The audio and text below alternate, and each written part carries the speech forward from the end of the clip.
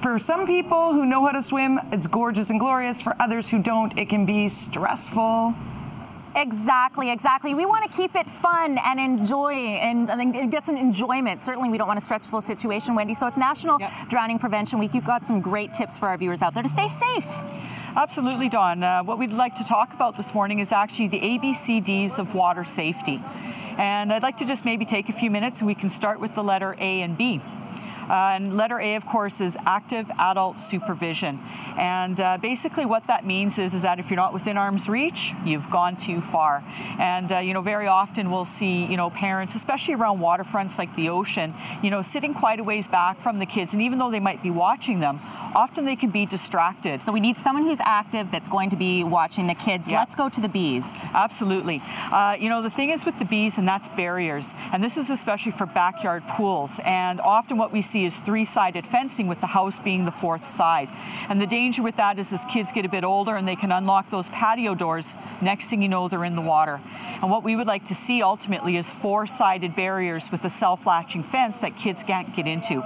But there are other layers that we can look at in terms of protection for the kids. Absolutely, and you've got one right here. This is something that I guess is water activated kind of thing. It's alarm? Yeah, absolutely. This is called the water turtle, and this is one of a couple styles. And this can actually be strapped to the children's wrists, and of course you can see it's very playful and colorful. And in the event that this item gets submerged, an alarm will go off in the house warning parents that they've ended in the water. Just one of the ways that you can help keep your kids safe. But of course, this is not meant to be a babysitter, Jody. We've got lots more tips for National Drowning Prevention Week throughout the morning here at Kids Pool.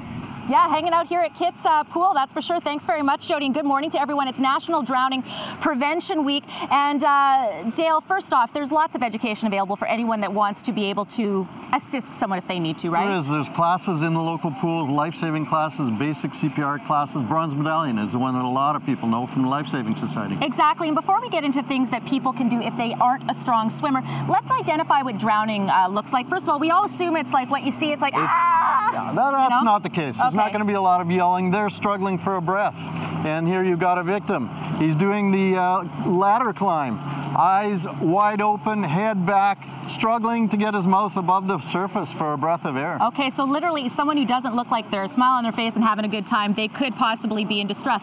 Now, if someone isn't a strong swimmer, there's still ways that they can help, right? And I believe Wendy's going to demonstrate for us. Absolutely, they can help out. What we find is drowning victims are often in the company of others. Simple rescue here, it's a reach. And why is she lying down? Lying down to make sure she's secure so she doesn't get pulled in and be a second victim. Okay, so then there's a second option here as well. You can also throw something.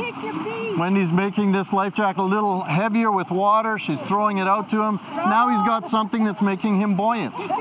And then she's also staying low here too, right? Staying low, talking him in. He's confident now and he's able to get into the rescue area here. And I think that's a really good point, that you don't want a second victim. And that can happen, I think, even when someone isn't experienced a swimmer. When you have somebody who's in distress and they're really pulling at you, absolutely, it can happen, right? And they're panicking too. Yeah. You know, they're looking for that breath of air. They're looking for something to grab onto. So it's very important that there be something that they can grab onto. And often they're within a couple of meters of safety, and that's all it takes. But you know, thank you very much, Dale. But the whole goal, Michelle, is for everyone to be safe. I mean, ideally, if you're hanging out by the water, you know how to swim. That's ultimately the goal. But yeah, lots of formal education available, and I think these are some really great tips. We've got lots more coming up throughout the morning here from Kids Pool. Well, and I'm sure I'm not alone in thinking that a PFD, we thought that that was just an umbrella term for everything you're going to wear when you're in the water, and that would include a life jacket. But there's actually a difference, Wendy. Absolutely there is, Dawn. A PFD is this item right here called a personal flotation device. A lot of people think it's a life jacket because it has a zipper. This one right here is actually a life jacket, the standard keyhole style, similar to what I'm wearing here. Biggest difference between the two is that if you fall in the water and you're unconscious, this one will roll you over onto your back. This one, you will stay floating in the position you're in, including face down. Wow, that's super important to note. So would there be a case where you should prefer to wear this one? You know, in reality, Dawn, the number of circumstances where people might be knocked unconscious is relatively low. Okay. The important thing is that you're wearing one that's well-fitting and approved by the Department of Transportation. And you've also got a different style on right now as well? Absolutely. This is also one, and this is an inflatable. It's very nice and light and movable. You just have to pull the cord if you fall in, similar to the one you're wearing as a waist pack. Exactly. And a lot of people, we've done live eyes where people go, they're not wearing a PFD, but they look just like a fanny pack. Now, what happens if you're not wearing wearing one and you go overboard. Dawn, this is the danger of what can happen if you think, oh, I'll just grab my PFD or life jacket after I fall in. And what we have here is a person struggling to get to their PFD. He may not be a strong swimmer. He could be dressed in clothing.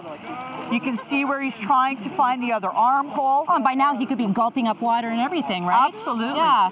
So definitely more difficult. You want to be wearing it right out of the get-go. I'm going to try to see if I can do this right now as you go back to the host. Just pull it, and then what happens? Now what should happen is an inflatable will pop out and you'll pull it over your head. There you go. Pull the hole right over. And you're good to go. Just like that, Jody. Just like that. Again, National Drowning Safety Prevention Week. Stay safe out on the water and enjoy the weather while you're doing it. It's super important to bring your PFD, but what other kinds of things do we need to be safe? Not only important, but part of the regulation, and many other things are included. It depends on the type of boat and the size of boat as to what you need. So they need to check that out. But basically, a buoyant heaving line. So something to do that throwing rescue that Wendy was showing us earlier. A waterproof flashlight. Very important, and a bailer. In case it fills up with water, you need to bail it out. And then, of course, some kind of communication device, whether it's a two-way radio, ideally. Cell phone can work in some situations. Flares as well, so here's where, when you get in trouble, you need something to signal those that can come to help. So flares, a sound signaling device such as a horn or a whistle, and it's 3 quick blasts on one of those that's going to signal you're in trouble. And a fire extinguisher as well in case the motor catches on fire. So a number of things that are important, and something else that's critical for every boater to have now is their pleasure craft operator card. And this is something that can be done online, or you can take a course to learn more about boating safety and make sure that you're safe on the water with all the equipment that is required. And you have a couple of great websites people can go to, right? Yes, in fact, our website, waterwiseteam.ca, but a real good resource is smartboater.ca. Lots of good stuff there for the boaters. Excellent. Thanks for keeping us safe. Of course, it's National Drowning Awareness Week. We should always be aware of our safety around the water. First and foremost, safety, and then after that, Jody, people can just have a lot of fun, whether, again, you're here at Kids Pool or out on the water, or perhaps even in your own backyard. Have a great weekend, everybody.